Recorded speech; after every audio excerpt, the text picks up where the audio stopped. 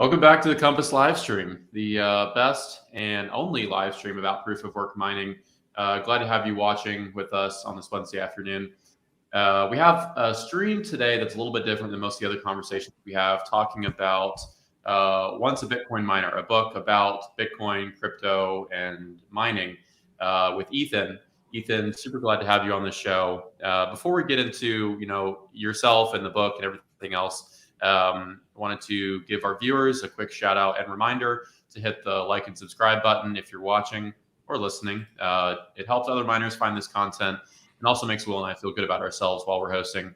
Why wouldn't you want to do that? Also, shout out to everyone listening on the podcast. Appreciate you subscribing and listening in as always. And shout out to Will. Will, glad to have you hosting with me. Super looking forward to this conversation. Again, different from some of our other streams, but it's a fascinating book and obviously fascinating topic.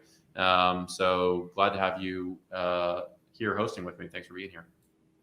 For sure. Yeah. Thanks for the intro there. Really excited for today's stream. Ethan, thanks for coming on.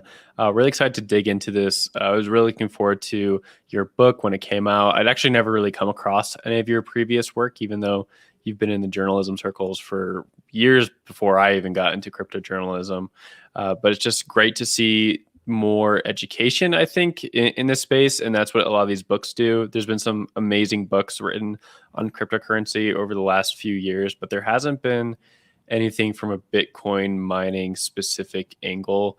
And this book doesn't necessarily go into Bitcoin mining a whole ton, but it does come from someone who was themselves a Bitcoin miner. So it's cool to get that kind of perspective on the book. So thanks so much for coming on the stream today, Ethan. Thank you for having me. Yeah, I kind of wanted to start off with that same topic I was just kind of approaching right there.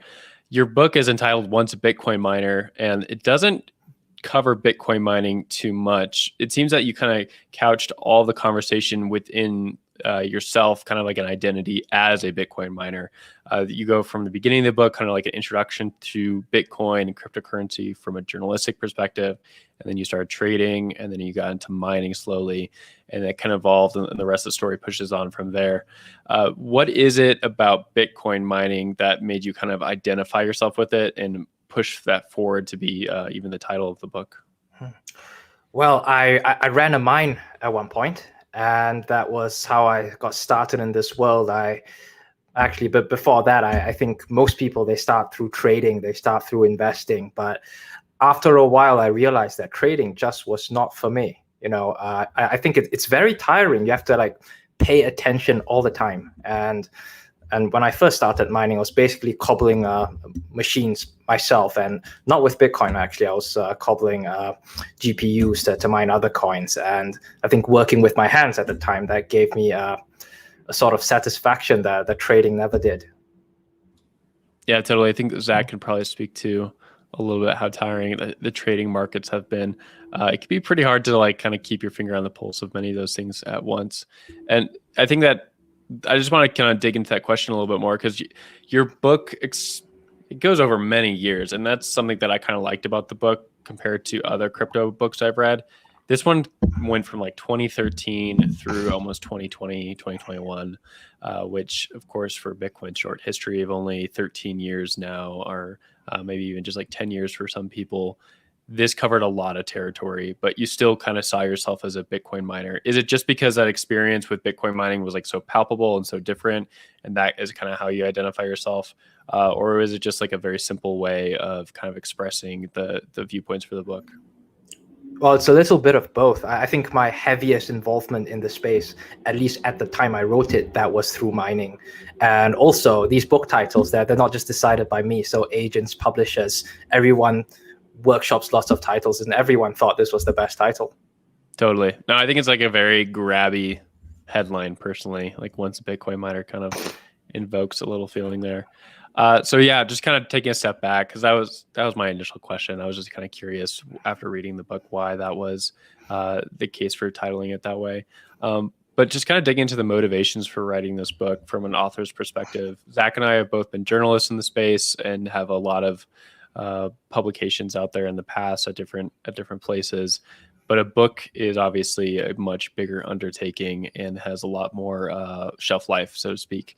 What was the motivation for writing this book and kind of documenting your crypto journey? Yeah, I see lots of books in this world, and they come at it either from the perspective of monetary policy or computer science. And I think for people outside it, it can be a little daunting. It can be a little hard to get into. And this book, I try to look at everything from the perspective of the human condition. I try not to overload the reader with too many explanations. And I think at heart is a narrative nonfiction, and it's a series of stories of the people in and around this world. We're seeing, I guess, touching more on the mining aspect. There's a lot in the book that we can dig into that's not necessarily mining related, but since we're mining live stream, start with the mining stuff. There's a big push, and Compass, is a key part of that, to put retail miners back sort of at the center of the industry, or this segment of the industry, I guess. You've been in and around mining for a while, and definitely seen changes in trends and hardware and equipment and financing options and all sorts of stuff in the mining sector, I'm sure. Something that started off, as focused on individual users mining on a laptop or CPU, to something that's become very institutionalized and industrialized, till now sort of individual miners through hosting solutions or at-home products, trying to gain a larger share of the mining market again.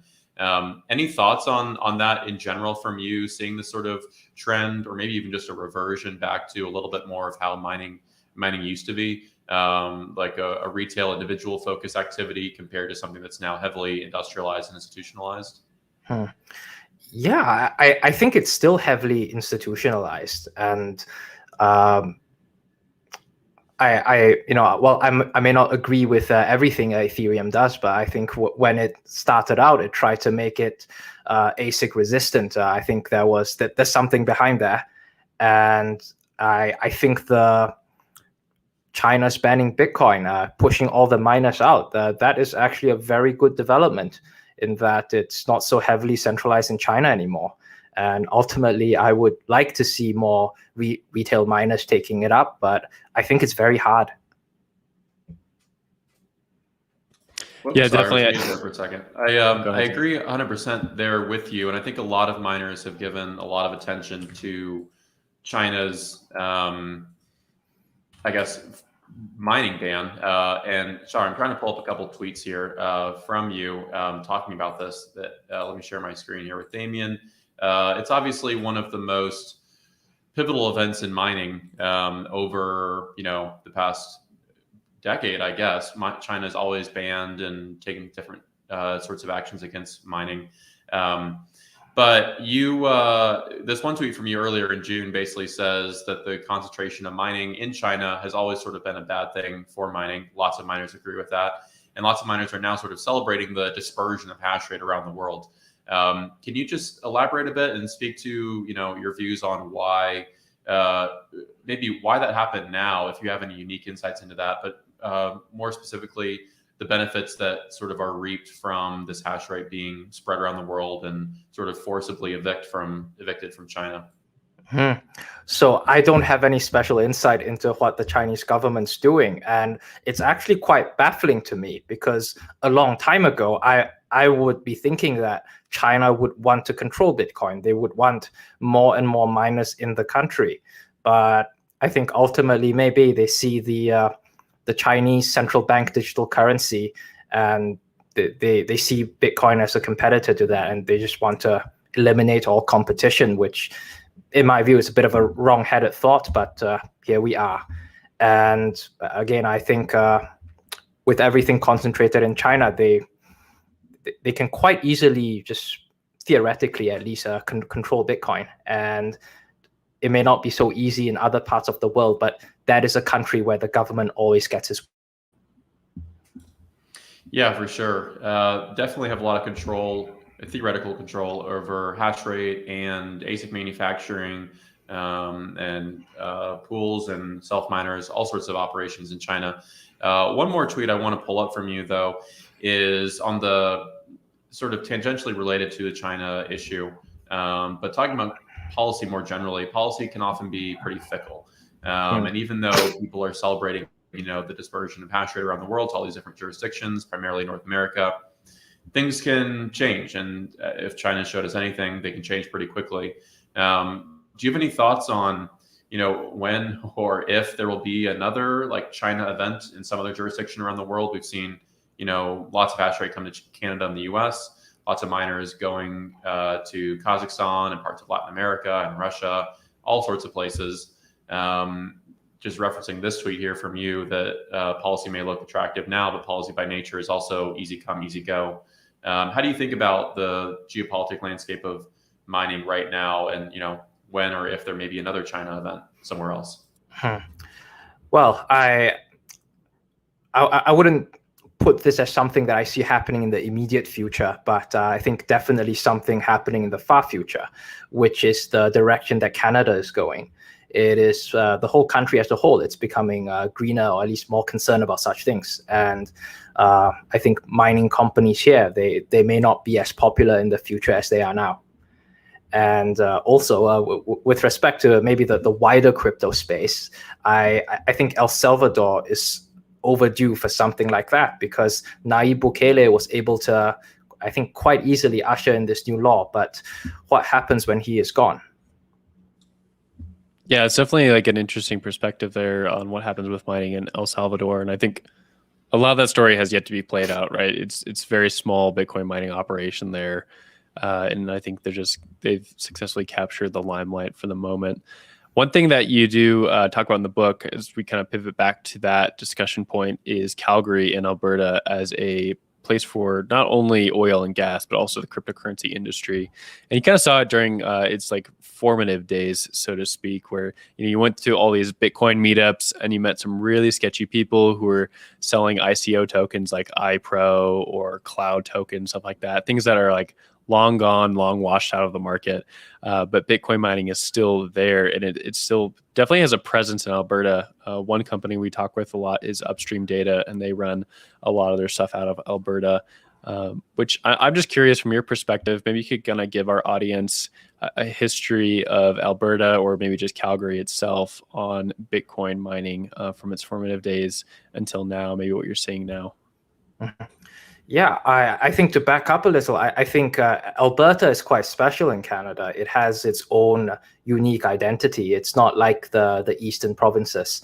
And I think people like to liken it to the Texas of Canada. And I think it's largely populated because of economic booms. It's not like the East, which was settled more naturally. The West, very young province.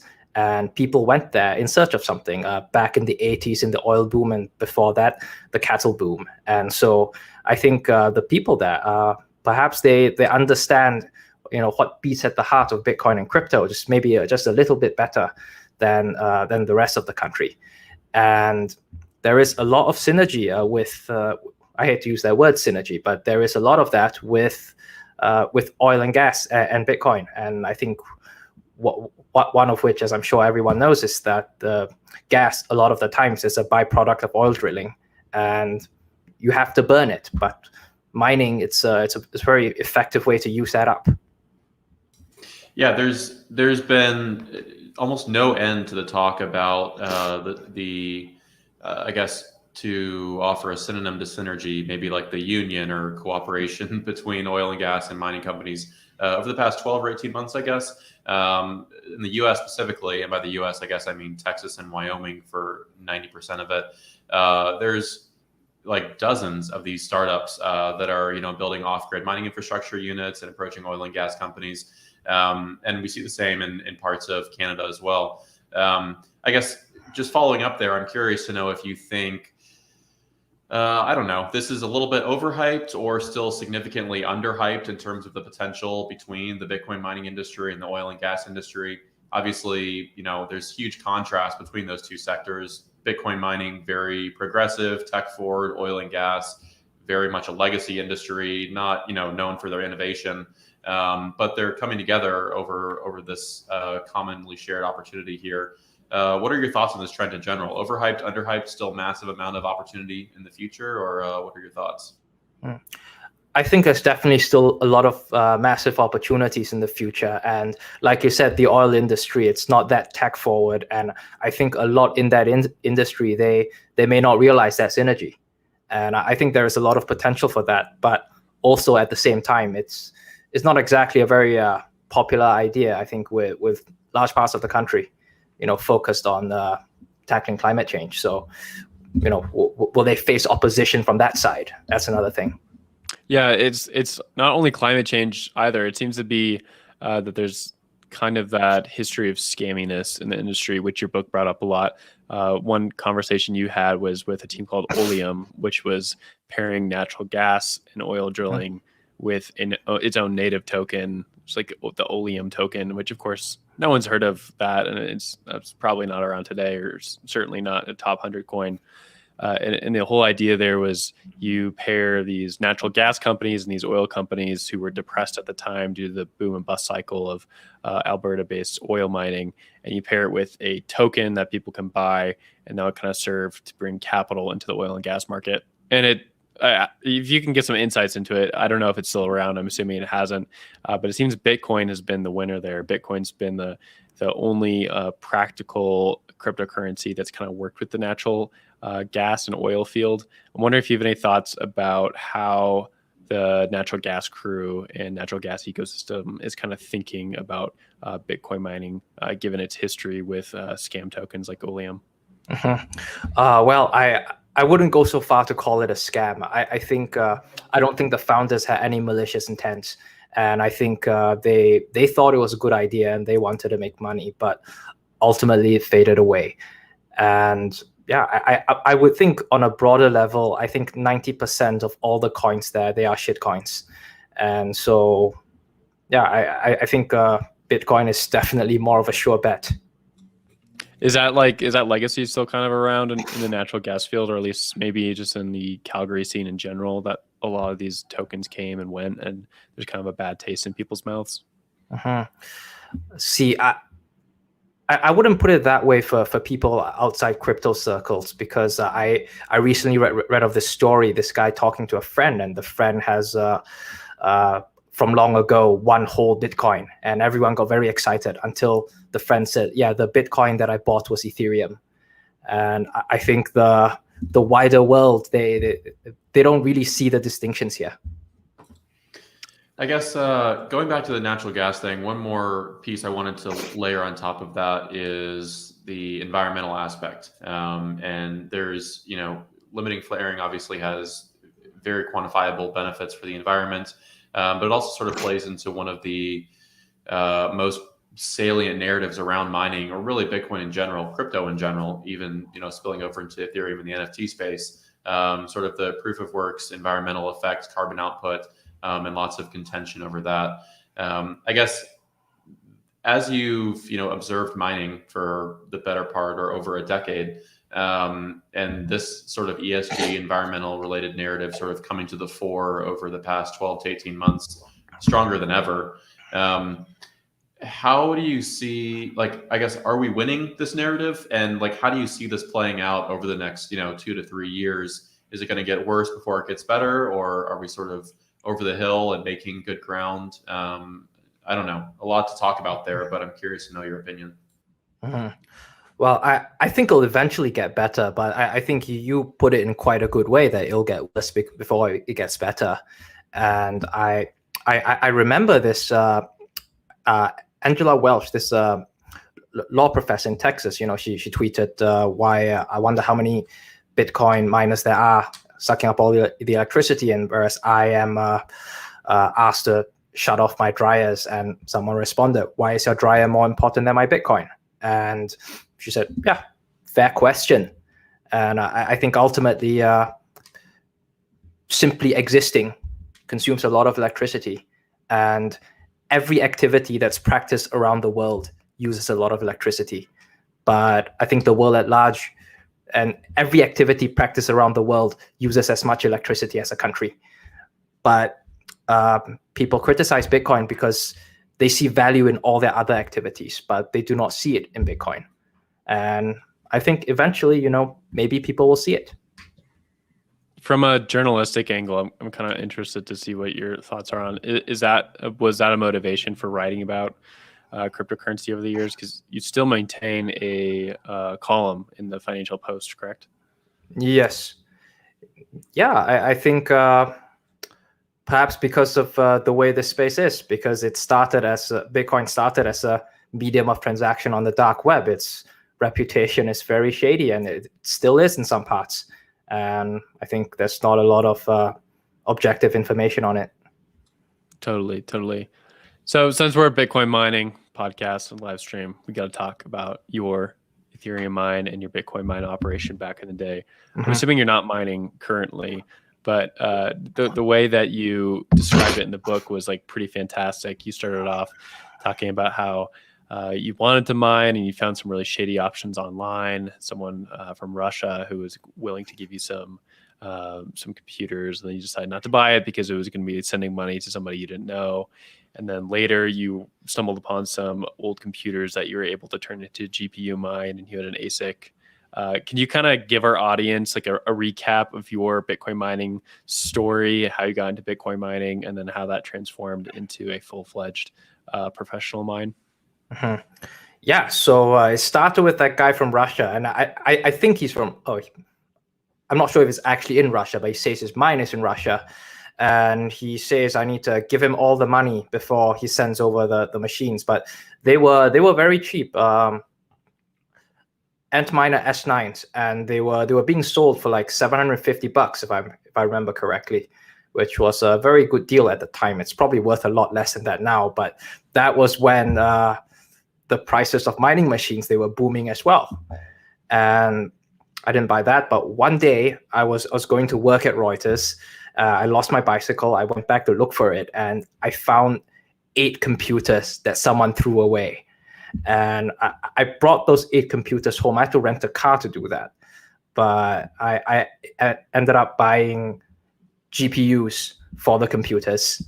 And I ended up mining. The first coin I mined with that was Monero. And I ended up using those to mine Ether, but eventually I partnered with someone else, and we found a place that houses a coffee warehouse, and coffee owner needed all the space, but none of the electricity. So, and we don't need a lot of space. It's a lot ASICs, they don't take up that much space, but we need all the electricity. So it was a perfect marriage.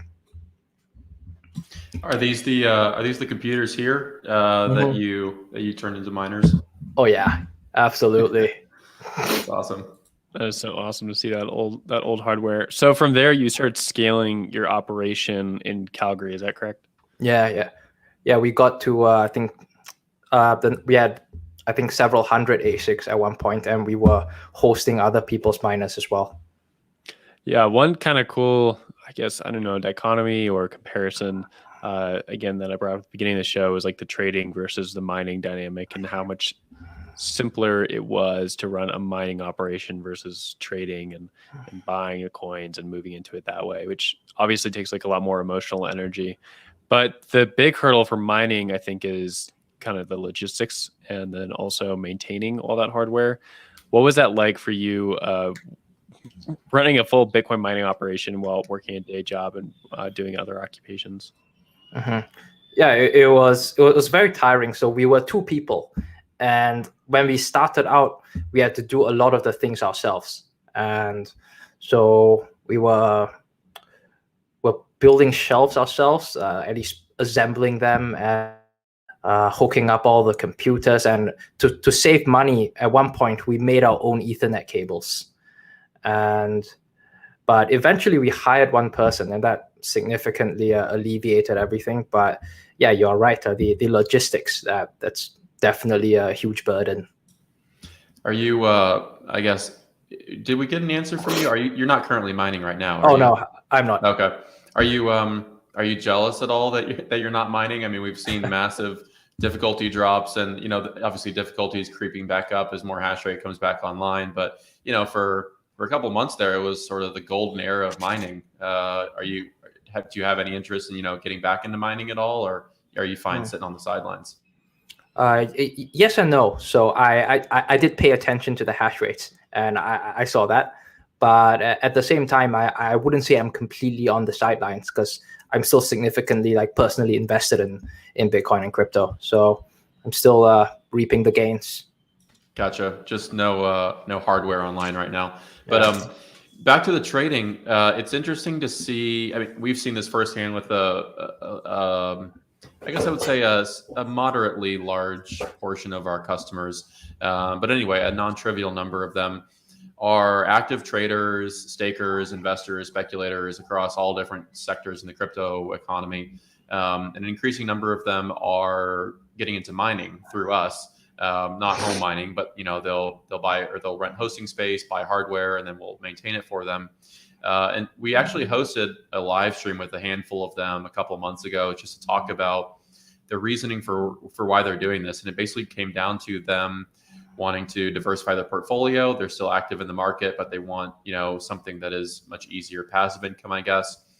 And also it came down to, for many of them, the returns of mining in terms of the hardware appreciation and Bitcoin's or Ether's appreciation were just as good, if not better, than many of their active trading strategies. I don't know if you have any thoughts on that comparison. We've talked about trading and mining a bit, or that trend, I guess. We talked about trading and mining a bit, but for me personally, it was interesting just to see the interest that traders take now in mining, because historically, I guess they've sort of been two pretty segmented demographics in crypto. Miners do their thing; they're pretty quiet and just hash, and traders, are sometimes more vocal and loud and public on Twitter and Reddit and whatnot. I don't know. Any thoughts on that sort of micro trend that we've seen emerging? Mm-hmm. It's very interesting you point to that trend, because I think when I started mining, I was definitely seeing, as you describe, people being in separate camps. And at the time, I think mining was a little more of a blue collar thing. And all the fellow miners I knew, they were trained as electricians and et cetera, et cetera. Whereas the people trading, they came from, at least they were more closely associated with the finance world. And yeah, it's interesting to see, I guess, these groups intersecting, and it just goes to show this is a big and diverse place. Yeah, definitely a lot of cross collaboration there. We're seeing a lot of people becoming interested in mining, even though they don't have a background in it, as it's just kind of democratizing, so to speak. One other conversation point I want to make sure we get in before we begin wrapping up in a little bit here is how to handle success in crypto. I think that's dedicated a large portion of the book, is like how to handle your Bitcoin wealth. And it's a good time to bring it up because Bitcoin's obviously breaking all-time highs yet again the last few days. So for you personally, just you've been in Bitcoin since 2013, and we're not going to dox anything that you didn't reveal in the book yourself. But from your cryptocurrency journey, what was it like to go from basically being an intern at a newspaper making $10-15 an hour to where you have just the ability to kind of live how you want with your Bitcoin stash? Uh-huh. Well, I should say that I don't have that much money. I would say that I have probably the same amount of money as a moderately successful lawyer, not one of those at a fancy firm, but just like a unremarkable one. And I think personally, I didn't change my lifestyle at all, and it came very naturally to me. I didn't feel the need to, I guess, buy more stuff. I think I did travel a bit, but that was it. Mm-hmm. And I think, I should be very wary of lifestyle inflation. And it's a thing that just keeps on going if you don't rein it in. Yeah, I'm interested to see what the stories coming out of this crypto bull run is if we don't have some sort of super cycle. I guess either way, we're going to see a lot of lifestyle inflation, as you said right there. But we've already kind of seen it this year as well, with a lot of people jumping in and getting fabulously rich pretty quickly with some of this NFT stuff going on. I think we'd be remiss to not bring up the Virgil Griffith story as well, even though we're more of a Bitcoin mining stream. That is definitely a touchstone for everyone in crypto, just because of the severe consequences for his actions in North Korea and just the story coming out of that. Like, regulators playing in the space. And we've seen regulators become much more interested in Bitcoin mining this year, much more interested in even node operations or exchanges. So maybe you could walk that story out for our audience, which I'm assuming probably doesn't have the background on the story, kind of beginning with your journey with him to North Korea and then the consequences of that later. So in 2018, North Korea announced a crypto conference, and North Korea, as we know, it's a bit of a shady reputation, and lots of human rights abuses alleged, and it's been subject to lots of sanctions, and it can't conduct a lot of economic trade, and that's very crippling. So it has been doing lots of shady things allegedly with crypto, because I think theoretically crypto being outside the traditional financial system, it's a way to get out of those sanctions. And so when I heard that North Korea was organizing a crypto conference, I thought I have to go for this.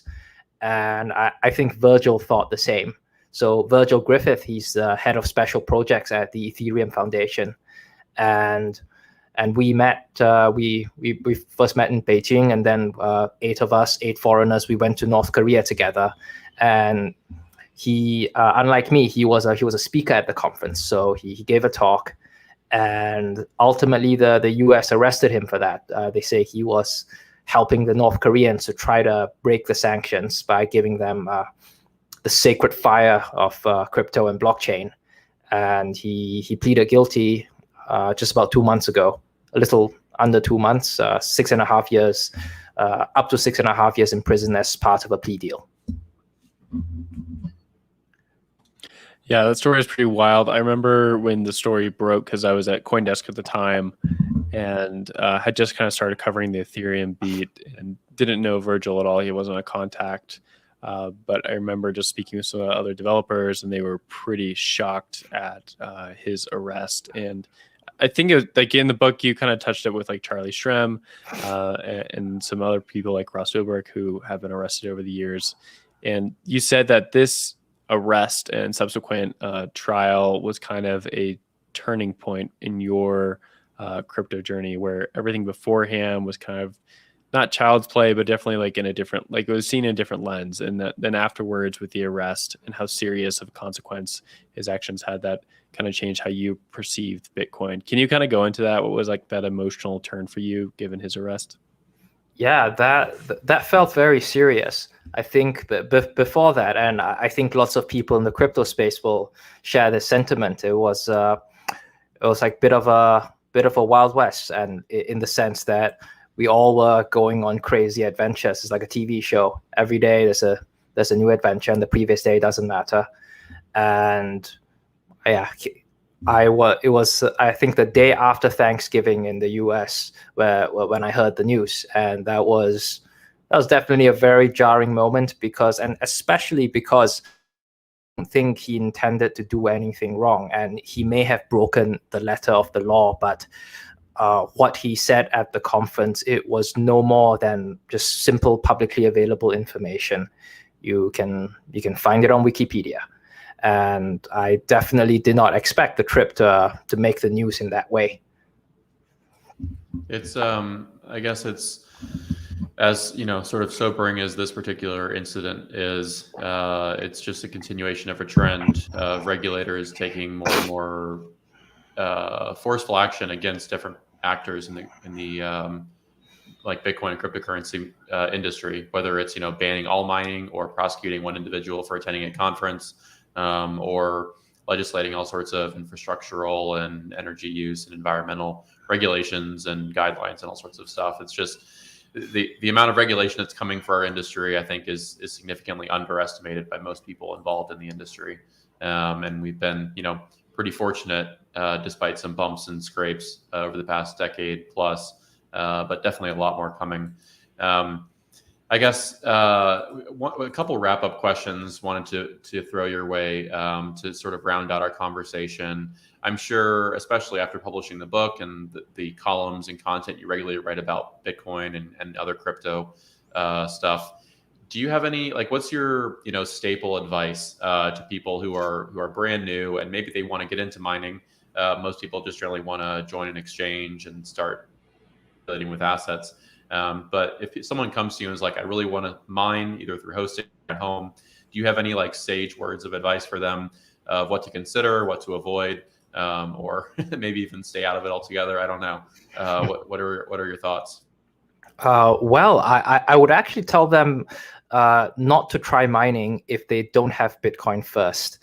And I think traditional investing, if you think of that and investing in established cryptos, that's one level of a jump into the unknown.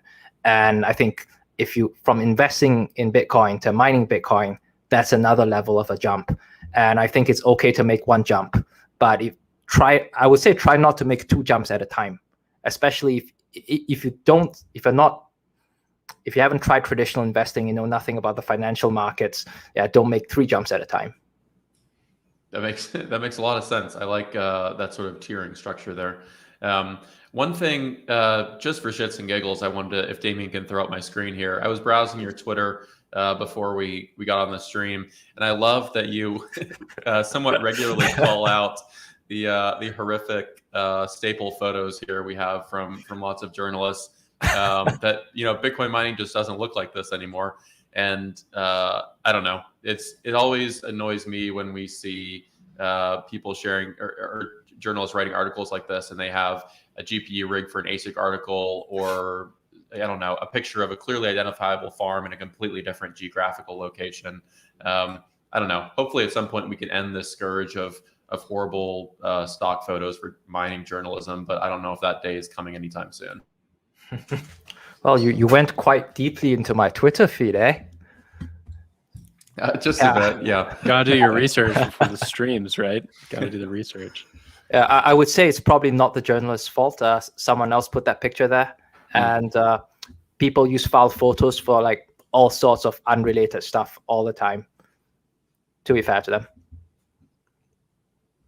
Yeah, totally. That's one thing that we're trying to do here at Compass is add a little bit more photos on Getty and stuff like that, so people can grab the right photo. Zach and I, as just former journalists, can kind of empathize that sometimes editors put either the wrong photo or the wrong headline up, which is obviously not fantastic in that situation. But yeah, I want to thank you so much for coming onto the stream. I think this was a really educational talk. Everyone should go definitely read your book, Once a Bitcoin Miner. You can find it on Amazon. There's also like a Audible version, which you can listen to. Ethan, I think you just have a very powerful pen. I've read a lot of crypto books over the years, and yours is one that's much easier to read and also pretty grabby. So definitely anyone listening to the audience or on the podcast later, be sure to go grab a copy of the book. You can also go follow Ethan on Twitter, where he scourges some journalists out there for using the wrong stock footage. Ethan, again, thanks so much for coming on the show today. Thank you for having me. It was an absolute pleasure. It was a great conversation. I echo everything Will said. Follow Ethan, read his book. It was an absolute pleasure having you. Just last thing I want to get out from you is what's next after the book. I know you have, a newsletter, I believe. All of your links and everything are below the video, but before we go, what's next for you? Mm-hmm. Well, I have that column in the Financial Post. I'm probably going to keep writing that, and I will very likely be in New York for Virgil Griffith's sentencing. I think that's going to be a big news day. I'm probably going to write something about that. And judges usually like to give their hot takes when they sentence people, and this judge hasn't said anything. So I think we can expect a lot. Interesting. Well, looking forward to reading that. Again, everyone watching, like and subscribe if you enjoyed the conversation. Definitely go follow Ethan and read his book. But from us at Compass, that's a wrap for this stream. Will, thanks for being here as always. Ethan, huge honor chatting with you, picking your brain on, we covered a lot of territory here, a lot of different topics. Thank you again. Thanks for watching, and that's a wrap. Thanks for having me. Thanks.